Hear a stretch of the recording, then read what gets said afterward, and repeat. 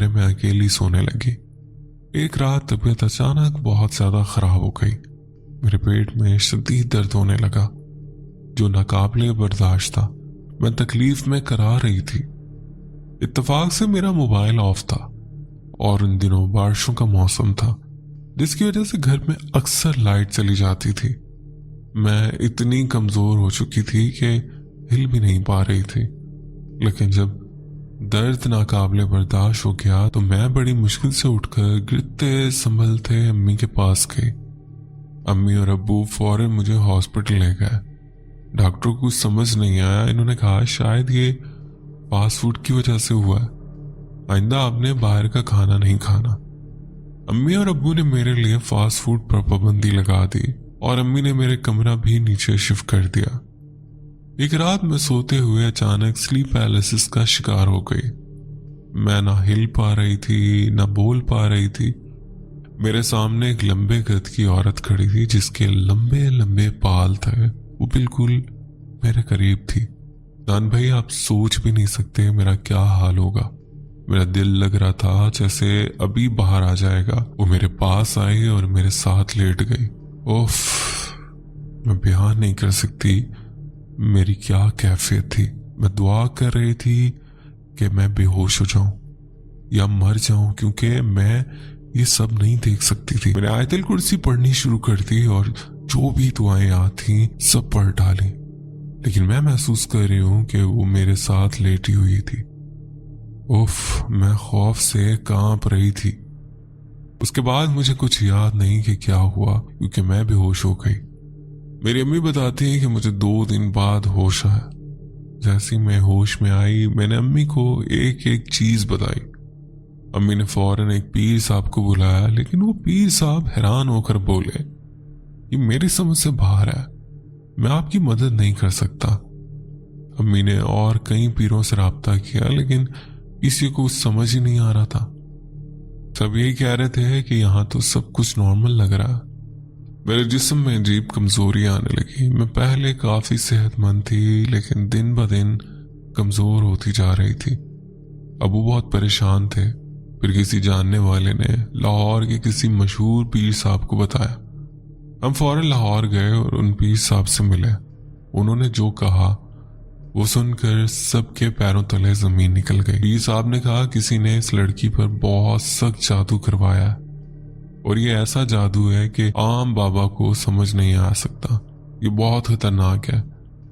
अदनान भाई, उस दौरान मेरे साथ और बहुत सारे वाकयात हुए, लेकिन उनमें से कुछ मैं आपसे शेयर नहीं कर सकती। अब उन्हें पीर साहब से पूछा, इस जादू किसने करवाया? पीर साहब ने जवाब दिया है किसी अपने जानने वाले ने करवाया। अब अब्बू को सब समझ आ रहा था। मैं अपने अब्बू की इकलौती बेटी हूँ, ना कोई भाई है, और अब्बू खुद बहुत बड़े बिजनेसमैन है। उनकी काफी जायदाद भी है। अब्बू के कुछ जानने वाले, जिनका नाम नहीं लूंगी, मेरे रिश्ते के लिए आए थे, लेकिन उनका बेटा 33 साल का था और मैं सिर्फ 15-16 साल की थी। अब्बू ने फौरन इनकार कर दिया। यही वजह थी इन्होंने मुझ पर जादू करवा दिया। ये बात लाहौर वाले पीर साहब ने भी बताई थी। मेरी हालत मजीद बिगड़ने लगी। अब मेरे हालात दिन ब दिन खराब होते जा रहे थे। ना किसी डॉक्टर को मेरी बीमारी समझ आ रही थी, ना ही किसी पीर को। हमारे घर की सारी रौनक खत्म हो चुकी थी। मैं जो क्लास की टॉपर थी, हर टेस्ट में टॉप मार्क्स लेकर आ रही थी। एक दिन मेरी तबीयत बहुत खराब थी। मैं बिस्तर पर लेटी हुई थी, लेकिन किसी भी तरह सुकून नहीं मिल रहा था। मैं अपने मोबाइल पर एक व्लॉगर का व्लॉग देख रही थी। वो चूंकि बहुत फनी व्लॉगर था और यही वजह थी कि इन हालात में मेरे चेहरे पर मुस्कुराहट ले आता था। तभी मुझे वॉशरूम से कुछ गिरने की आवाज आई।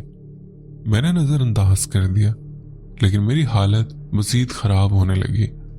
एक अजीब सी बेचैनी हो रही थी। मैंने अपने मोबाइल में अल्लाह के 99 नामों की तिलावत लगा दी। जैसे ही तिलावत शुरू की, वॉशरूम से चीजें गिरने की आवाजें आने लगी, जैसे वो जो भी चीज थी अब गुस्से में आ चुकी हो।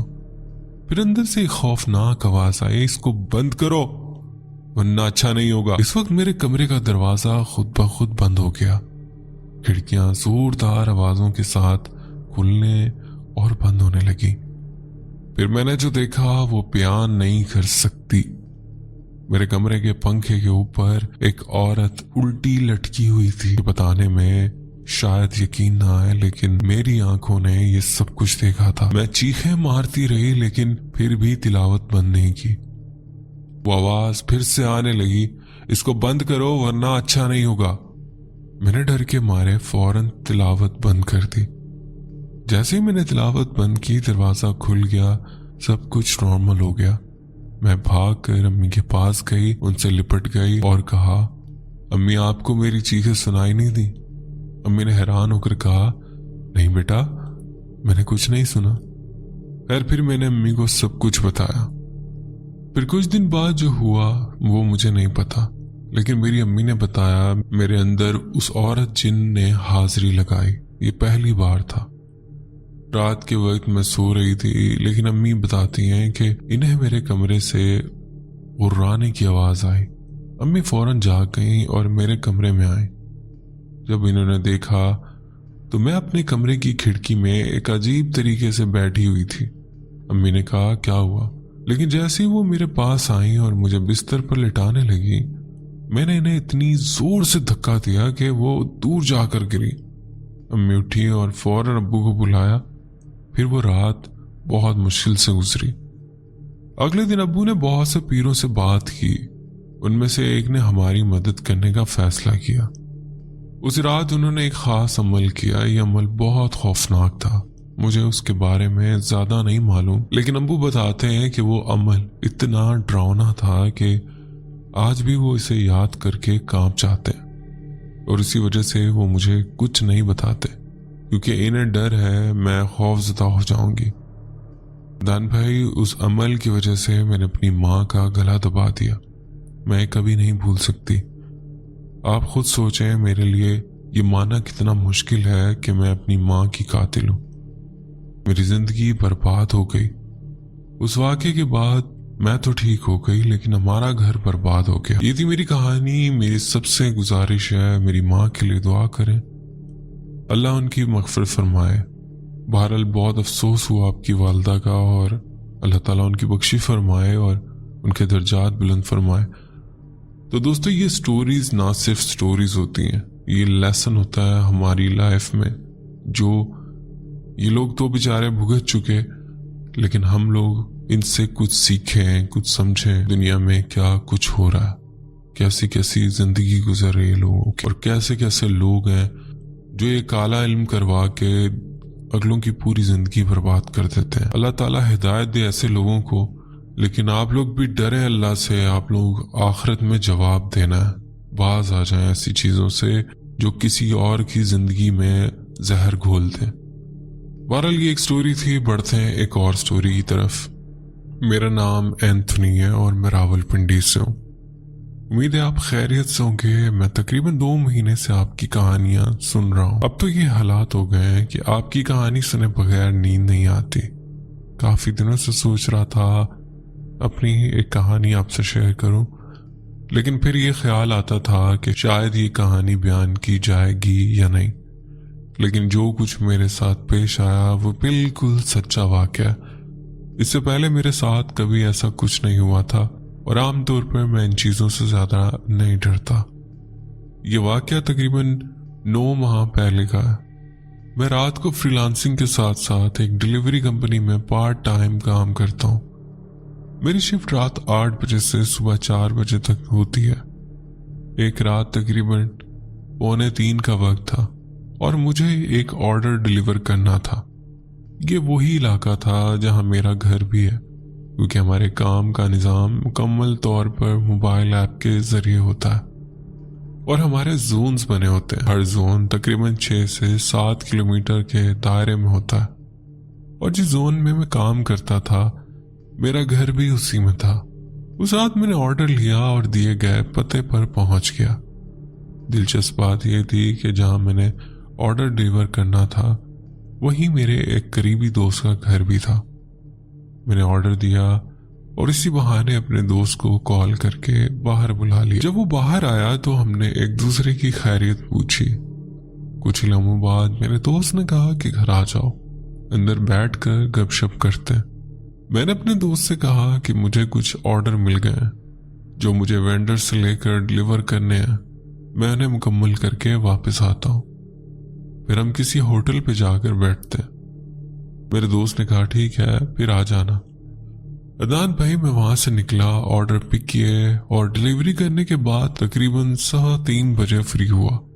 پھر میں نے اپنے دوست کو کال کی تو اس نے کہا آ جاؤ پھر چلتے ہیں۔ اب میں آپ کو بتاتا چلوں کہ جہاں میرا دوست رہتا ہے وہ ایک تنگ سڑک ہے جس کے دونوں طرف گھر اور مارکیٹ ہیں۔ رات کے وقت یہ جگہ سنسان اور اندھیرے میں ڈوبی ہوتی ہے۔ اس علاقے میں کچھ پرانی سرکاری کوارٹر بھی تھے جنہیں توڑ کر وہاں فلیٹ بنائے جا رہے تھے۔ اس وقت وہ جگہ بالکل ویران پڑی تھی۔ جب میں اس سڑک پر پہنچا تو میں نے اپنے دوست کو کال کی اور کہا میں پہنچنے والا ہوں، آ جاؤ، رات کا وقت ہے اور ڈاکوؤں کا بھی خطرہ ہوتا ہے۔ اس نے جواب دیا تم گھر کے باہر آ جاؤ، میں بھی آ رہا ہوں۔ میں اس کے گھر کے باہر سڑک پر کھڑا ہو کر اس کا انتظار کرنے لگا۔ اچانک مجھے کسی کے رونے کی آواز سنائی تھی، لیکن میں نے زیادہ دھیان نہیں دیا کہ وہاں میرے علاوہ کوئی بھی نہیں تھا، یہاں تک کہ کوئی کتا بھی نظر نہیں آ رہا تھا۔ میں نے آواز کو نظر انداز کر دیا اور خاموشی سے کھڑا رہا، لیکن میرا دوست کافی دیر لگا رہا تھا، وہ آ ہی نہیں رہا تھا۔ تبھی وہ رونے کی آواز مزید تیز ہو گئی۔ میں نے سوچا شاید کہیں بلیاں رو رہی ہیں، مگر جب آواز میں عجیب سی تبدیلی آئی تو میرے رونگٹے کھڑے ہو گئے۔ ایسا لگنے لگا جیسے کوئی بوڑھا شخص عجیب سی کھانسی لے رہا ہو۔ پھر وہ آواز مزید خوفناک ہو گئی، یوں محسوس ہونے لگا جیسے 3-4 آوازیں آپس میں ملی ہوئی ہیں۔ یہ آوازیں نہ کسی مرد کی لگ رہی تھی نہ عورت کی، اور کھانسی کی کیفیت ایسی تھی جیسے کوئی بہت بیمار اور لاغر شخص آخری سانسیں لے رہا ہو۔ یہ آواز بالکل میرے سامنے سے آ رہی تھی۔ میں نے فوراً سگریٹ نکالی اور پینے لگا۔ جیسے میں نے سگریٹ جلائی وہ آواز تقریباً 2 منٹ کے لیے رک گئی۔ میں نے خود کو تسلی دی کہ شاید میرا وہم ہے اور کچھ نہیں۔ میرا دوست بھی آ گیا اور بولا چلو چلو جلدی، اب کہاں جانا ہے بتاؤ۔ میں نے فوراً کہا خاموش ہو جاؤ، لیکن وہ اونچی آواز میں بول رہا تھا۔ اسی دوران وہی رونے کی آواز دوبارہ سنائی دینے لگی۔ میں نے اپنے دوست سے کہا چپ کرو، یہ آواز سنو۔ وہ بولا ارے یار یہ بلیاں ہوں گی۔ میں نے کہا یہ بلیاں نہیں ہیں۔ جیسے ہی میں نے یہ کہا وہ آواز مزید قریب آ گئی اور اس میں مزید عجیب و غریب آوازیں شامل ہو گئیں۔ رونے کی آواز، کھانسنے کی آواز، ہنسنے کی آواز، سب مل کر ایک بھیانک شور پیدا کر رہی تھی۔ ہمیں کچھ سمجھ نہیں آ رہا تھا کہ یہ آخر کیا ہے۔ میرا دوست جو پہلے بالکل نہ ڈر تھا اچانک خوف زدہ ہو گیا۔ پھر وہ آوازیں ہم سے اور زیادہ قریب آ گئی اور ایسا لگنے لگا جیسے کوئی ہمارے بالکل آس پاس موجود ہے، مگر ہمیں کچھ دکھائی نہیں دے رہا تھا۔ میرے دوست نے گھبرا کر کہا بائک گلی میں لے آؤ، میرے گھر کے اندر بیٹھتے ہیں، باہر نہیں جانا، اب جلدی کرو، یہاں نہیں رک سکتے۔ میں مسلسل اسے کہہ رہا تھا جلدی بائک پر بیٹھو، ہمیں یہاں سے نکلنا ہوگا، لیکن وہ بس ضد تھا، نہیں کہیں نہیں جانا، بس گھر کے اندر بھاگ کر آ جاؤ۔ میں نے اسے سمجھانے کی کوشش کی بھائی مجھے اپنے گھر میں بھی جانا ہے، اگر میں ابھی تمہارے گھر چلا گیا تو بعد میں واپس نکلوں گا تو پھر سے یہی سب ہو سکتا۔ اسی لمحے وہ خوفناک آوازیں مزید قریب آ گئیں اور وہ پہلے سے زیادہ خوفناک اور گونجدار ہو گئیں، لیکن ہمیں